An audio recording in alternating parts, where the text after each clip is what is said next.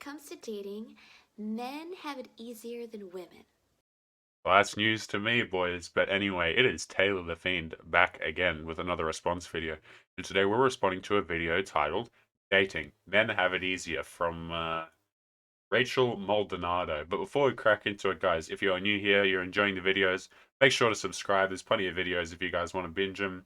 And come and join the Discord if you haven't already. But let's see what she's got to say about why men have it easier in dating. This is just what I think. And a guy friend of mine, he called me this morning. And he calls me when he's driving because that's all the time he has for me. Of course, of course. And then he hung up on me because he had to take another call. And he's like, hey, gotta take this Of course, of course. call. It's a friend of mine. He's going through a nasty divorce. And he hung up on me. And I thought about it. And my guy friend is single. And the call for which he hung up on me for, that man is soon to be single. And who do men talk to when they have dating questions? Um, they'll talk to whoever they think can give them the correct advice, right? So like if a man's having dating advice, typically if he's young, he'll go to women, he'll go to men, and he'll ask, right? But what he comes to realize, and why people end up on videos like mine, videos like Chronic's, videos like Ruby's, is that that man typically realizes that he's being lied to, that some of the advice he's getting is incorrect, right? And typically that advice comes from women. Guys, if you would like to ruin your dating life, I would suggest that you listen to dating advice from women. Now, you may hear that and go, Taylor, that's incredibly misogynistic. But is it true? Okay, go and do it. And let me know how your dating life turns out if you want to take dating advice from a woman. Let me know how it turns out for you guys. I'll be interested to know. I'm like, I don't know. And women will read Cosmo, will buy relationship books, will book a session with a therapist. Wow, absolutely amazing. Guys, I look for videos like this to show you guys on my channel. So I often do, YouTube searches to try and find some juicy material. And if you guys, I challenge you guys, go to the YouTube search bar and type in how to get a man to blank. Like type in how to get a man to, and then see what comes up. It's how to get a man's attention, how to get man's money, stuff like that, guys. It's just like, oh my goodness. Yeah, the thing is, men and women both get dating advice, sure, but they get dating advice on different things, and men are being lied to about what women are trying to get from a relationship.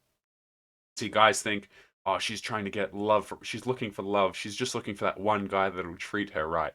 No, she's actually looking for the guy that'll treat her like crap. That's what she's looking for. The guy whose attention and validation is actually difficult to earn. Most guys' validation and attention very easy to earn, very, very easy to earn because they don't value it. Because men are taught not to value themselves, they're taught not to value their attention, they're taught not to value their validation, and then they go out and they get in relationships where they just get used and abused. Marriage, for example, is a good one. But anyway, let's keep going. But what do men do? And I have a lot of guy friends, and some of them are single. And I just wanted to, I have a soft spot for men, and so I want to tell you, hey, if you're single and dating, there are a lot of advantages that you have. This woman is literally talking into the camera like it's a damn child. It's so disgusting. Um, but yeah, apparently, guys, there's a lot of advantages that we have in the dating market. So let's see what the first one is. So there are three that I'll bring up. Lots more, but just three for now. And the first is that men tend not to limit themselves. By this I mean, for example, if a woman is in a professional field like a doctor, attorney, CEO, sometimes she'll want a man who is in her same type of field. And men never ever, I've never heard of this, I don't think it happens. If a woman is gorgeous and sweet and she seems really nice and he wants to ask her on a date, never ever ever does this ever happen, I don't think, where he says, hey, what's your job title? How much money do you make? He doesn't ask those things and need them in order to ask this woman on a date. Guys, we're advantaged in dating because we have lower standards. That's absolutely amazing. You know why guys have lower standards? There's a couple of reasons. One, of course, is because we can get many things pregnant, so we're incentivized to do so, and that's one of the reasons. But another one of the reasons why men have such low standards is because if a man has standards, he's misogynistic, he's terrible, he won't get a partner. Typically, like guy, most guys cannot get a girlfriend. So if they want to shrink that pool um, of partners they can get, so if they want to shrink that zero from a zero to a zero, um, what good is having a standards going to do for guys who can't get any girls anyway? I would honestly, it's a good thing to put in place, but you're dealing with numbers less than 10 anyway. Men have to have lower standards because like what are they going to get otherwise? The average man will is just so disadvantaged in the dating market. He really is. Um, Women can have those standards of, I want a doctor, I want a lawyer, I want someone who earns 30% more than me, I want someone who's taller, I want someone who's jacked, I want someone who's good with kids, has behavior like this. They can have all of those demands because their options are big. That's why they can afford to have those standards. Men cannot have those standards because the dating pool is not as big for men. It isn't. Just because men can shoot their shot with anyone that they want, doesn't mean that the success rate is anywhere near good. It doesn't. Um, so what a stupid first point to make. What an absolutely stupid first point to make. He doesn't care. So I'm not saying that these other things don't factor in later on in a relationship. I'm talking about in the beginning when you're just deciding who you want to ask on a date. And so men, they just don't limit themselves. What a patronizing and it's like a pseudo nice way to put that men have lower standards. You know what I mean? Like men, these little scumbag creatures, they can choose from anyone they want. That's how this sentence is coming across to me. Disgusting. And so their pool is much bigger. So it's a good thing for the No, men's pool is much smaller. Much, much, much smaller. That's why they can't afford to have your stupid standards that you have.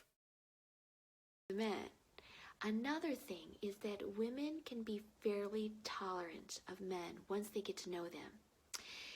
Yes, if a woman is attracted to you, she will be very, very, very tolerant of your crappy behavior, guys. Very, very tolerant if she's attracted to you. So, for example, you're like, hey, I just got out of rehab. And the woman says, oh, well, it is really great that you're trying to work on a healthier life. Oh, yes, a bad boy that I can try and fix.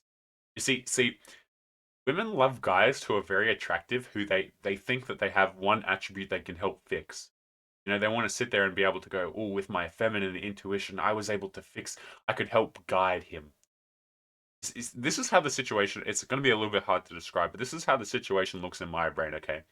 A woman, it reminds me a lot of Beauty and the Beast, right? So a woman will, like, come across a guy who's like, and you may recognize what I'm about to say from a bit of Jordan Peterson-esque tropes, but she'll come across a guy who resembles like a wolf. You know what I mean? He's wild, he's savage, he's untamed. And what a girl wants to do is put a leash around that wolf and try and guide him. It's like, oh, he's not bathed. Maybe I can help bathe him. But the wolf doesn't want to go the entire way. You know what I mean? It doesn't want to be led to. See, women are coming across these men and going, oh, I can fix him. I can help him. I can solve this man's, he's got damage, but I can make him into something shiny and better. When in actual fact, the man doesn't need the help. He really doesn't. Um, like it's just they just want to come along, and they want to see a man who's like Giga Chad, doing his own thing, absolutely dominating whatever field, and then they want to come along and plant that like one little flower on your head that they think solves any particular problem that you have. It's disgusting. Lifestyle. And you might say, yeah, I've been married 3 times. And the woman will be like, oh, well, you know what? There's always, keep trying.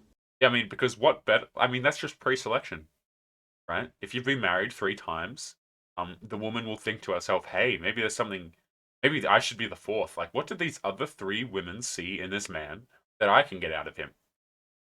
You see, it's not. It's because it's pre-selection, guys. Most guys have 0 pre-selection at all. Their social media looks like crap. They've got no girls commenting on their stuff. See, guys, if you want to get a girl's interest, all you have to do is have a good social media, have high quality pictures, um, where you're looking good, where girls are commenting on your stuff, and then you just reply to a girl's story. And if they're into you, you could go from there quite easily. But most guys, like, again, coming back to the standards, they don't have the pre-selection because they can't. They can't. But anyway, guys, I think we will leave it there. Leave your thoughts and comments below. Did she make any valid points? Subscribe if you're new and you're enjoying the videos. I got a lot for you to binge here at this point on the channel. And I'll see you boys in the next one. It has been Taylor the Fiend, guys. Peace. It's the way that they made me so alive. Feel the pain that is blown deep over time. On the mic going crazy, out of sight, out of mind, feeling shady.